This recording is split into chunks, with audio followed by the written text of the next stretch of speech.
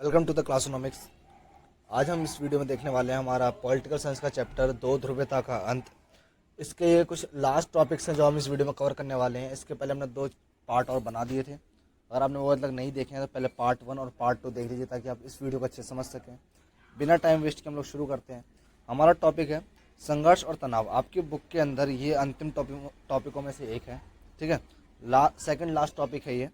संघर्ष और तनाव का मतलब क्या है? सिंपल है। जब हम बात कर रहे थे सोवियत संघ के पतन की, ठीक है, जैसे ही सोवियत संघ का पतन हो गया तो 15 नए गणराज्य निकल के सामने आए। 15 नए गणराज्यों को बहुत सारी समस्याओं का सामना करना पड़ा, जिनमें से कुछ गृह युद्ध, कुछ अन्य समस्याएं थी, कुछ बगावत, ऐसी कुछ समस्याएं थी जिनसे ये गुजर रहे थे। इसी को संघर्ष और तनाव के टॉपिक में हमको समझाया हुआ है। इसमें हमारा जो मेन टॉपिक है वह मध्य एशिया के जो गणराज्य हैं, जिसमें हमारा Kazakhstan, Kyrgyzstan, Tajikistan, Turkmenistan, Uzbekistan, ये 5 देश आते हैं। इनकी समस्याओं का मुख्य विवरण है और कुछ और भी है जिनके एक एक दो दो लाइन में उनको एक्सप्लेन कर रखा है, तो उनको हम लोग समझ लेते हैं। कि पूर्व सोवियत संघ के अधिकांश गणराज्य संघर्ष की आशंका वाले क्षेत्र थे। मतलब जो पहले जो गणराज्य थे सोवियत में मिले हुए, वो सारे संघर्ष की आशंका के संग में आए थे। ठीक है, उनके अंदर आशंकाएं थी जहाँ पे संघर्ष हो सकता था। ठीक है, अनेक गणराज्य गृह युद्ध और बगावत को झेला। इन्होंने क्या, उनके यहाँ पे गृह युद्ध बहुत ज़्यादा हुए, बगावत हुई बहुत ज़्यादा। ठीक है, जैसे एग्जाम्पल कुछ है कि रूस के अंदर दो स्टेट्स हैं, है ना, चेचन्या और दागिस्तान। ये जो दो स्टेट्स हैं ये अपने आप को आज़ाद कराने की मांग कर रहे थे। ठीक है, यहाँ हिंसक आंदोलन होने लग गए, जिसके कारण जो रूस के जो राष्ट्रपति हैं उन्होंने सैन्य कार्रवाई के तौर पे वहाँ पे बमबारी करवाई, गोलियाँ चलवा दी, जिससे बहुत सारे लोग मारे गए और मानवाधिकारों का उल्लंघन भी उस समय हो गया था। ठीक है, इसके अलावा ताजिकिस्तान करीबन करीबन 10 साल तक गृह युद्ध की स्थिति में बना रहा। 1991 में जैसे सोवियत संघ खत्म हुआ, अलग अलग देश आज़ाद हुए, 10 साल तक इनकी कंडीशन ठीक नहीं रही। ठीक है,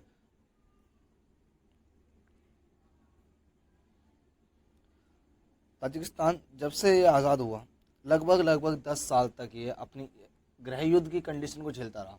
1991 में सोवियत संघ आज़ाद हो गया था, सोवियत संघ का पतन हो गया था, सॉरी, और नए नए देश आज़ाद हो गए थे।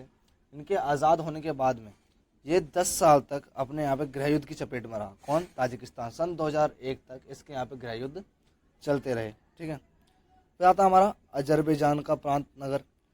जो अजरबैजान है उनके नाम है, उसकी जगह पे एक नगरो कराबाख जगह थी। ठीक है, इसमें खाली मैं कराबाख लिख रखा है, बुक के अंदर आपका नगरो कराबाख लिखा होगा।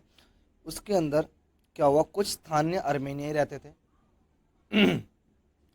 इन्होंने अपने आप को अर्मेनिया, जो कि इनका पड़ोसी देश है, उससे जोड़ने की मांग करी। इन्होंने कहा कि हमें आज़ाद करो, हम इस स्टेट को अर्मेनिया से जोड़ना चाहते हैं। ठीक है,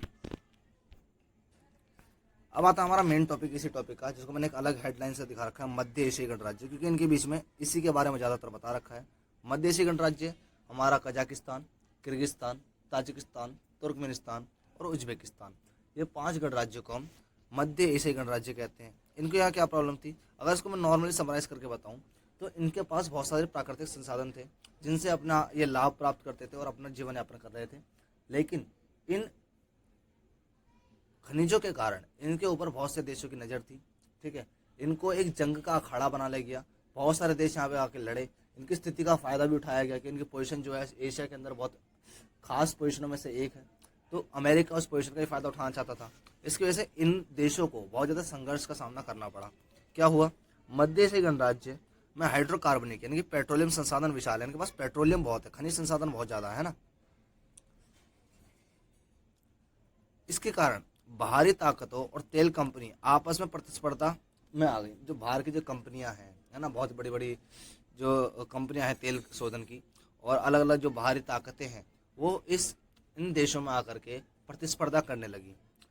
चीन, रूस और अफगानिस्तान से सटा हुआ पश्चिमी एशिया से नज़दीक ये पूरा एरिया था। तो अमेरिका में जब 2001 के अंदर 11 सितंबर 2001 की जो घटना हुई, उस घटना के बाद अमेरिका यहाँ पे अपना सैन्य ठिकाना बनाना चाहता था, क्योंकि जो 9/11 का हमला हुआ उसके अंदर अमेरिका को बहुत ज़्यादा नुकसान उठाना पड़ गया था। इसके कारण वो इसको अपना सैनिक अड्डा बनाने की तैयारी में था। ठीक है, क्योंकि ये रूस और चाइना, अफगानिस्तान से सटा हुआ एरिया था और मध्य एशिया का बहुत महत्वपूर्ण अंग था और पश्चिमी एशिया के ये बहुत ज़्यादा नज़दीक भी था। ठीक है, खनिज तेल जैसे संसाधन मौजूदगी के कारण चीन के हित भी श्रेय होता है। देखो चीन एक ऐसा देश है जो व्यापार, बिजनेस, अपने आप को ग्रो करना चाहता है। इसके पास में पेट्रोलियम की कमी है, जितना इसको खनिज चाहिए इसके पास इतना खनिज नहीं है, लेकिन इन राज्यों के पास में खनिज और तेल संसाधन भर भर के है। तो कहीं ना कहीं चीन के जो हित हैं वो इन देशों से जुड़े हुए थे, वो इनका फायदा उठाना चाहता था। ठीक है, इसी के साथ साथ जो चीनियों ने क्या करा, इनके जो सीमावर्ती इलाके हैं वहाँ पे जाकर के व्यापार करना शुरू कर दिया। जैसे अलग अलग चीन के लोग क्या, हमारे देश में भी उन्होंने क्या कर रखा है, अलग अलग जगह पर कब्जा कर रखा है। तो चीन के लोगों ने इनके सीमावर्ती जगह में, जो सीमा से लगी हुई जगह होती है ना, उन जगहों पर जाकर के व्यापार करना शुरू कर दिया। इन राज्यों को अपना निकटवर्ती विदेश मानने वाला रूस इनसे कहता था कि आप हमारे प्रभाव में रहो। रूस एक ऐसा देश था जो इनको अपना निकटवर्ती विदेश मानता था। जैसे हमारे लिए नेपाल है, भूटान है, वैसे ही रूस के लिए कजाकिस्तान, किर्गिस्तान, ये सेंट्रल एशिया के देश है ना। तो इनको वो चाहता था कि ये इनके प्रभाव में रहे, साम्यवाद के प्रभाव में रहे, रूस की ताकत के प्रभाव में रहे। ठीक है, तो इन समस्याओं का सामना मध्य एशियाई गणराज्यों को करना पड़ा। ठीक है, अब अगला जो हमारा टॉपिक आता है वो आता है पूर्व साम्यवादी देश और भारत। मतलब भारत के और जो पहले के जो साम्यवादी देश हैं उनके क्या संबंध थे। ठीक है, इस टॉपिक के अंदर हमारा ज़्यादातर रूस के संबंध को दर्शाया गया है इसमें भी, लेकिन इसके बाद हमारा एक बॉक्स दे रखा है बुक के अंदर, जो कि हमारा बहुत इंपॉर्टेंट है इसको समझना, कि रूस और सोवियत संघ, यानी कि एक ही बात है, रूस का या सोवियत संघ और भारत के कैसे संबंध थे। तो इनको समझते हैं, ये हमारे इस बुक के आखिरी टॉपिक्स हैं। ठीक है, तो बिना देरी के शुरू करते हैं इसको भी। भारत ने साम्यवादी देश जो देखो, भारत का एक कंडीशन क्या थी, भारत ने हमेशा से साम्यवादी देशों से अपने रिश्ते अच्छे बनाए रखे थे। लेकिन रूस एक ऐसा देश है जो कि पहले सोवियत से हमारे संबंध बहुत अच्छे थे। रूस एक ऐसा देश रहा जिनसे हमारे संबंध बहुत ही ज़्यादा अच्छे थे, है ना। रूस से हमें कभी विडंबना नहीं हुई, कोई परेशानी नहीं हुई। रूस को हमेशा हमने अपना एक बोलते सबसे अच्छा दोस्त मान कर रखा है ना, हमारा बेस्ट अलाय हमारा रूस है। ठीक है, भारत ने साम्यवादी रह चुके सभी देशों से अच्छे संबंध कायम किए, लेकिन भारत संबंध रूस के साथ सबसे ज़्यादा अच्छे हैं। भारत की जो फिल्में हैं उनमें चाहे हमारे बहुत बड़े बड़े एक्टर हों, अक्षय कुमार, शाहरुख खान, पुराने एक्टर राजकुमार राव, राज कपूर और अमिताभ बच्चन तक, इन सब को सोवियत संघ के जो गणराज्य हैं उनमें बहुत पसंद किया जाता है। भारत की जो फिल्में हैं, जो हमारा सिनेमा है, वो रूस के अंदर और उज्बेकिस्तान, ताजिकिस्तान, इन देशों के अंदर बहुत ज़्यादा फेमस है। ठीक है, रूस और भारत दोनों ही बहुद्रव्य विश्व का सपना देखते हैं। बहुद्रव्य विश्व का मतलब क्या है कि एक ऐसी दुनिया जिसमें कोई एक या दो देश ताकतवर ना हो, दुनिया में बहुत सारे देश शक्तिशाली हों और सब मिलकर के पूरी दुनिया का फैसला लें, है ना। पूरी दुनिया कैसे कार्य करेगी उसके फैसले लें। वर्तमान स्थिति क्या है, वर्तमान स्थिति अमेरिका बहुत ज़्यादा पावरफुल है, चाइना भी कुछ हद तक पावरफुल है, लेकिन इसकी वजह से क्या होता है, कुछ हितों तक ये चीज़ बन के रह जाती है। अगर दुनिया में कोई एक महाशक्ति होगी तो वो अपनी मर्जी से हित के फैसले लेती है, लेकिन अगर बहुत ज़्यादा शक्तियाँ होंगी, बहुध्रुवीय दुनिया होगी, तो हमारे जो फैसले होंगे उस पर अनेक देशों की छाप होगी। ठीक है, 2001 में रूस और भारत ने 80 द्विपक्षीय समझौतों पर हस्ताक्षर किए, जो कि सैनिक संबंधित थे। ठीक है, जो कि हमारी दोस्ती को प्रदर्शित करता है। ठीक है, तो ये कुछ टॉपिक थे रूस और साम्यवादी देशों को लेकर के। ठीक है, हमारा मेन भारत और सोवियत संघ या फिर रूस के हमारे संबंध कैसे हैं, ये क्वेश्चन मस्ट रिपीटेड क्वेश्चन है, बार बार रिपीट होता है पेपरों में, और 6 नंबर में ये रिपीट होता है, तो बहुत ज़्यादा इंपॉर्टेंट है, इसको बहुत स्टैब्लिश तरीके से समझना। ठीक है, तो रूस और भारत के संबंधों को हम इसमें 4 कैटेगरी में पढ़ेंगे, आर्थिक, राजनीतिक, सैन्य और सांस्कृतिक। तो सबसे पहले शुरू करते हैं हम लोग आर्थिक के साथ में। आर्थिक में क्या है, देखो भारत में जो स्थिति थी शुरुआत के समय में वो बहुत अच्छी नहीं थी। ठीक है, सोवियत संघ ने भारत के सार्वजनिक क्षेत्र की कंपनियों की ऐसी वक्त में मदद की जिस समय कोई भी देश मदद करने तैयार नहीं था। ठीक है, क्योंकि हमारी कंडीशन उस टाइम बहुत ज़्यादा डेवलप नहीं थी, हम पूरे ब्रिटेन के लोग हमें पूरा तरह से लूट के ले जा चुके थे। ठीक है, तो सोवियत संघ ने हमारे जो सार्वजनिक क्षेत्र थे, सार्वजनिक जो सरकार के अंडर में काम करते थे, हमारा जो पहला मॉडल था वो सार्वजनिक था, आज की डेट में धीरे-धीरे सब कुछ पूंजीवादी यानी कि प्राइवेट होता जा रहा है। तो जब हमारे यहाँ पे सार्वजनिक क्षेत्र हुआ करते थे उस समय सोवियत ने हमें बहुत सपोर्ट किया। सोवियत संघ ने हमारे कुछ एरिया हैं, जो हमारे कुछ क्षेत्र हैं, भिलाई, बोकारो, विशाखापट्टनम आपने जरूर सुना होगा, भिलाई, बोकारो के बारे में हम ज्योग्राफी के अंदर अच्छे से पढ़ेंगे। ठीक है, तो इन इस्पात कारखानों जहाँ पे खनिज वगैरह मिलते हैं, ठीक है, इनको डेवलप करने में बहुत ज़्यादा साथ दिया। इलेक्ट्रॉनिक्स जैसे मशीनरी हमारी, इनमें आर्थिक तकनीक की सहायता दी हमें, किसने, रूस ने दी, है ना।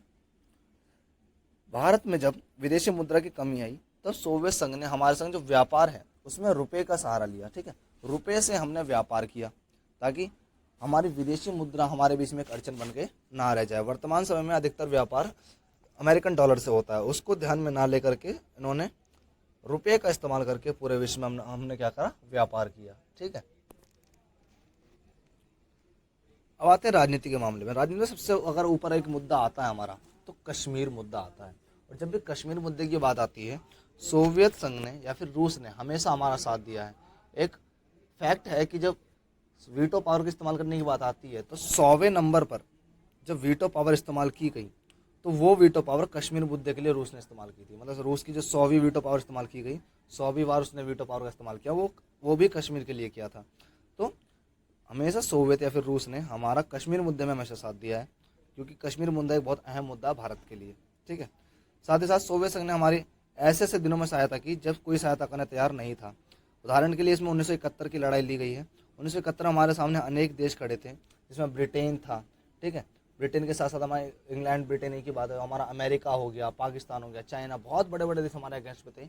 और हमारा साथ केवल एक देश ने दिया था, जिसका नाम है सोवियत संघ। उस समय सोवियत संघ ने हमारा साथ दिया था और 1971 के वॉर में बांग्लादेश को आज़ाद कराने में हमारी मदद की थी। ठीक है, भारत ने भी सोवियत संघ की विदेश नीति का हमेशा अप्रत्यक्ष रूप से लेकिन इम्पॉर्टेंटली महत्वपूर्ण तरीके से साथ दिया है।